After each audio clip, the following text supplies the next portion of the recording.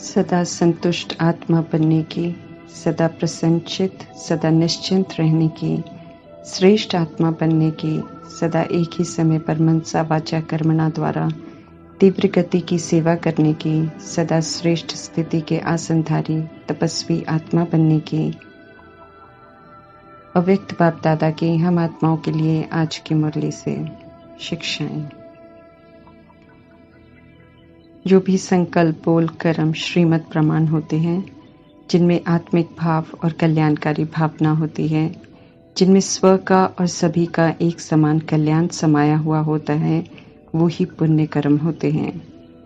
और जो पुण्य कर्म करते हैं वे ही पुण्य आत्मा है और वे ही परमात्मा की और सर्व की दुआओं के अधिकारी बनते हैं। कल्याणकारी परमात्मा हम आत्माओं के पिता परमात्मा फरमान कर रहे हैं कि अपने आप से ये दृढ़ संकल्प करो कि सारे दिन में अपने संकल्प द्वारा, बोल द्वारा, कर्म द्वारा पुण्य कर्म कर पुण्य आत्मा बनेंगे। श्रेष्ठ पुरुषार्थ का, दुआओं का, सेवा का खाता जमा करना है तो पुण्य कर्म ही विधि है। पुण्य कर्म करते ही जो फल तुरंत मिलता है वो है हर आत्मा की दुआएं मिलती हैं।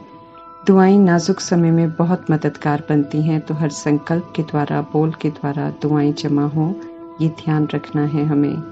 संबंध संपर्क में भी आत्मिक भाव और कल्याणकारी भावना वाले कर्म ऐसे हों जो दिल से सहयोग का शुक्रिया मिले। जो श्रेष्ठ पुण्य कर्म कर ऐसे दुआओं के अधिकारी बनते हैं वे ही विश्व परिवर्तन के कार्य में निमित्त बनते हैं, और जो विश्व परिवर्तन के निमित्त बनते हैं उन्हें ही सचखंड की प्राइज मिलती है। सदा एक निराकार परमात्मा की कंपनी में अर्थात संग में रहने से और परमात्मा को ही अपना कंपेनियन अर्थात साथी बनाने में ही आत्मा का कल्याण है। हम आत्माएं परमात्मा को साथी बनाकर और उनके संग रहकर श्रेष्ठ बन सकती हैं। संतुष्ट मणि श्रेष्ठ आसन है जिस पर विराजमान होने के लिए परमात्मा कहते हैं कि प्रसन्नचित निश्चिंत आत्मा बनो। सर्व प्रश्नों से पार और ड्रामा का हर सीन कल्याणकारी है, इस बात में अटूट निश्चय हो। त्रिकालदर्शी परमात्मा ने हम आत्माओं को ड्रामा के आदि मध्य अंत के राज से परिचित कराया है। हमें समझाया है कि हिसाब किताब हो, परिस्थिति हो, सब हम आत्माओं के कर्मों का परिणाम है। जो सामने आना जरूर है उसे चुकतो करना है। विधि है सत्य को स्वीकार करना, फुल स्टॉप लगाना। किसी के व्यवहार को, परिस्थिति को देखकर रिएक्ट नहीं करना, रिजेक्ट नहीं करना, कोई क्वेश्चन नहीं करना है, कोई करेक्शन नहीं करना है, कोई ताना नहीं मारना है, कोई कोटेशन नहीं सुनाना है, बल्कि स्वधर्म के स्वमान में रहकर दूसरों को भी स्वमान स्वरूप में देखकर आत्मिक भाव और कल्याणकारी भावना में देखकर शांत करना है, सशक्त बनाना है और मन ही मन संकल्प करना है कि परमात्मा की सर्व शक्तियाँ, परमात्मा की दुआएं, परमात्मा का प्यार और मुझ आत्मा की शुभ भावना और शुभकामना आपके लिए। इस विधि से बिना किसी शिकायत के संतुष्ट मणि के श्रेष्ठ आसन पर स्थित रहकर प्रसन्नचित निश्चिंत रहकर सारे हिसाब चुकतो करने हैं। संतुष्ट मणि का टाइटल और वरदान परमात्मा हम आत्माओं को देते हैं और फिर बीच बीच में चेक करते हैं कि हम कहाँ तक संतुष्ट मणि बने हैं, कहाँ तक संतुष्ट रहने और संतुष्ट बनाने के संगम युग में हम संतुष्ट रहते हैं और संतुष्ट बनाते हैं। ब्राह्मण जीवन परमात्मा की देन है। इस जीवन में परमात्मा हर बात की समझ देते हैं, इसलिए इस जीवन की विशेषता संतुष्टता है। परमात्मा से मिला हुआ ये खजाना है जिसे कार्य में लगाकर बढ़ाना है और सभी को संतुष्ट करना है। संतुष्टता ब्राह्मण जीवन की पवित्रता की पर्सनैलिटी है। ये पवित्रता की पर्सनैलिटी हमें विशेष आत्मा बना देती है। संतुष्टता की पर्सनैलिटी अर्थात किसी की भी कोई बुराई न दिखाई दे, कोई कहीं नकारात्मकता दिखाई न दे, कुछ भी होता रहे आत्मा में संतुष्टता की महानता हो। यही महानता श्रेष्ठ स्थिति के पोजीशन की पर्सनैलिटी प्रत्यक्ष करेगी। जब परमात्मा से सर्व प्राप्तियां कर लेते हैं अर्थात सर्व शक्तियों को, सर्व गुणों को, संपूर्ण ज्ञान को कार्य में लगाकर अपना बना लेते हैं, भरपूर हो जाते हैं, तब संतुष्टता से हम संपन्न बन जाते हैं। जब तक सर्व प्राप्तियां नहीं हैं, जब तक ज्ञान को हम यूज नहीं करते हैं, तब तक प्रश्न उठते हैं और असंतुष्ट रहते हैं। परमात्मा हम सभी आत्माओं को ज्ञान, गुण, शक्तियों से, वरदानों से, स्वमानों से संपन्न और संपूर्ण बनने का पूरा वर्षा देते हैं और एक समान देते हैं। वो वर्षा कार्य में लगाकर पूरा लेना पड़ता है। ब्राह्मण जीवन में असंतुष्टता का नाम निशान नहीं होना चाहिए। ब्राह्मण जीवन परमात्मा की याद और वर्षे की याद में रहकर मौज से जीने का जीवन है। संतुष्टता की विशेषता नैनों में, चैन में, चेहरे में, चलन में दिखाई दे। ऐसी संतुष्ट मणि, ऐसा बेदाग मणि हम बने, इसके लिए हमें तपस्या करनी है। संतुष्टता की विशेषता धारण कर ली है या नहीं, उसकी निशानी है कि सदा स्वयं भी प्रसन्नचित अनुभव करेंगे और दूसरे भी प्रसन्न होंगे।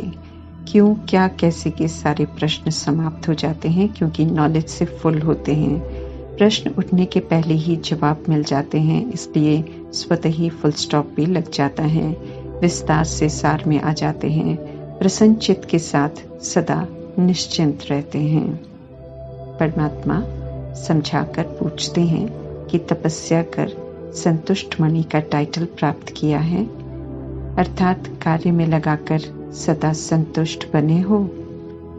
स्वयं से, स्वयं के पुरुषार्थ से, स्वयं के संस्कार परिवर्तन करने के पुरुषार्थ से, स्वयं के पुरुषार्थ की परसेंटेज में, स्टेज में क्या हम सदा संतुष्ट रहते हैं, ये हमें चेक करना है। परमात्मा पूछ रहे हैं कि स्वयं के मनसा, वाचा, कर्मणा, संबंध, संपर्क द्वारा जो हम सेवा करते हैं, क्या हम उसमें सदा संतुष्ट हैं। सर्व आत्माओं के संबंध संपर्क में स्वयं द्वारा व सर्व के द्वारा हम सदा संतुष्ट अनुभव करते हैं। स्वयं में, सेवा में और सर्व में संतुष्टता प्राप्त करना ही सफलता का फल है। योग की विधि से संतुष्टता की सिद्धि प्राप्त होती है। परमात्मा कहते हैं कम से कम ये 3 प्रकार की संतुष्टता की सिद्धि का स्पष्ट श्रेष्ठ लक्ष्य रखो।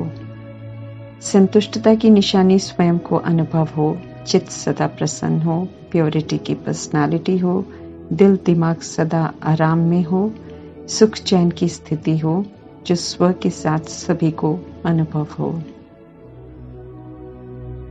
जो ऐसे संतुष्ट मणि बनते हैं वो बाप के मस्तक में मस्तक मणि बनकर चमकते हैं। बाप दादा कहते हैं स्वयं को चेक करो कि ऐसे संतुष्ट मणि बने हो। संतुष्टता की विशेषता परमात्मा की और सर्व की दुआएं दिलाती है। संतुष्ट आत्मा सदा अपने परमात्मा की और सर्व की दुआओं के विमान में, पुरुषार्थ में उड़ता हुआ अनुभव करते हैं। संतुष्ट मणि सदा सिद्धि स्वरूप तपस्वी है, जो अविनाशी और रूहानी सिद्धियां प्राप्त करते हैं।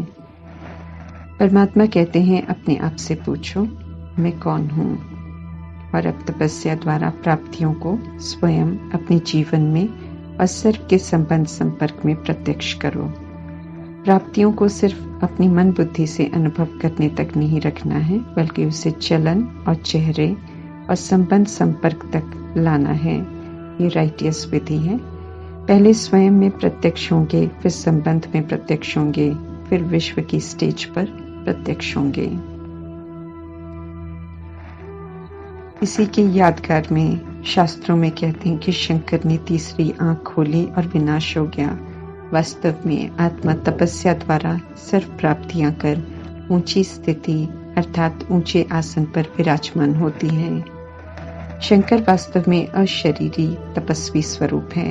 ऊंची स्थिति है जहां विकार रूपी सांप गले का हार बन जाते हैं। तीसरा नेत्र संपूर्णता का और संपन्नता की आंख है। जब ये खुल जाता है तो ऊंची आत्म अभिमानी स्थिति हो जाती है। परमात्मा समझाते हैं कि जब हम तपस्वी संपन्न संपूर्ण स्थिति से विश्व परिवर्तन का संकल्प करेंगे, अचल रहेंगे, तब प्रकृति भी उपद्रव मचाएगी, हलचल करेगी। धरती, समुद्र, जल सारे विश्व की सफाई करेंगे। तपस्या से ऐसी संपूर्णता की स्थिति बनानी है ऐसी पावरफुल तपस्या करनी है ताकि हमारी सहयोगी कर्मेंद्रियां मन बुद्धि संस्कार ऑर्डर माने और हमारी ऊंची स्थिति बन जाए, क्योंकि जब हमारी कर्मेंद्रियां ऑर्डर मानेंगी तभी प्रकृति भी हमारे परिवर्तन के संकल्प के ऑर्डर को मानेंगे, हाजिर हो जाएंगे परिवर्तन करने के लिए। अगर हमारी सहयोगी कर्मेंद्रियां ऑर्डर नहीं मानेंगी तो प्रकृति भी हाजिर नहीं होगी। हम स्व का परिवर्तन करेंगे तो विश्व का परिवर्तन होगा। ऐसी स्व परिवर्तन की तपस्या हम आत्माओं को करनी है। अभी के समय के प्रमाण परमात्मा कहते हैं कि एक ही समय में शक्तिशाली मनसा से, नॉलेजफुल वाणी से, संबंध संपर्क में लवफुल कर्मा से सेवा करो। मन वचन कर्म तीनों की अनुभूतियों से एक ही समय पर इकट्ठी सेवा करनी है। ऐसी तीव्र गति की सेवा से ही सहज सफलता प्राप्त होगी, सभी को परमात्म संदेश मिल जाएगा। होली हंस का टाइटल देकर, पवित्रता का और सर्व शक्तियों का वर्षा देकर परमात्मा पूछ रहे हैं कि क्या हम अपने को होली हंस समझते हैं? क्या हम सदा पवित्र रहते हैं और सर्व शक्तियों को प्रैक्टिकल में कर्म में लाते हैं? क्या हमें तीनों काल याद रहते हैं? मुश्किल तो अनुभव नहीं करते हैं? माया के नॉलेजफुल हो गए हैं या नहीं? स्मृति दिला रहे हैं परमात्मा कि हम सब मास्टर सर्वशक्तिवान हैं, तो हमें किसी भी बात में मुश्किल अनुभव नहीं होनी चाहिए। नॉलेज से फुल हैं तो कभी फेल भी नहीं हो सकते हैं। फेल अगर होते हैं तो वजह है कि फीलिंग की बीमारी है, अर्थात जब कोई व्यक्ति विघन रूप बनता है या परिस्थितियां आती हैं तो बुरा मान जाते हैं, फील कर लेते हैं, कमजोर बन जाते हैं। नॉलेजफुल रहते हैं तो बड़ी बात भी छोटी हो जाती है, और अगर फीलिंग में आ जाते हैं तो छोटी बात भी बड़ी बन जाती है। इसलिए परमात्मा कहते हैं कि नॉलेज से फुल बनो और हर परिस्थिति में पेपर में फुल पास हो जाओ। नॉलेज मिल रही है, इसलिए अब हमें फेल नहीं होना है। कोई भी बात आए, परमात्मा का फरमान है कि नॉलेज को बुद्धि में रखकर बातों को पास करते चलो तो पास विद ऑनर बन जाएंगे। बातों को पास कर हमें पास होना है। जो इस विधि से पास होते हैं वे सदा परमात्मा के पास रहते हैं। परमात्मा से अगर प्यार है, अगर उनके पास रहना है, तो परमात्मा कहते हैं कि हर बात में पास होकर दिखाओ। ओम शांति।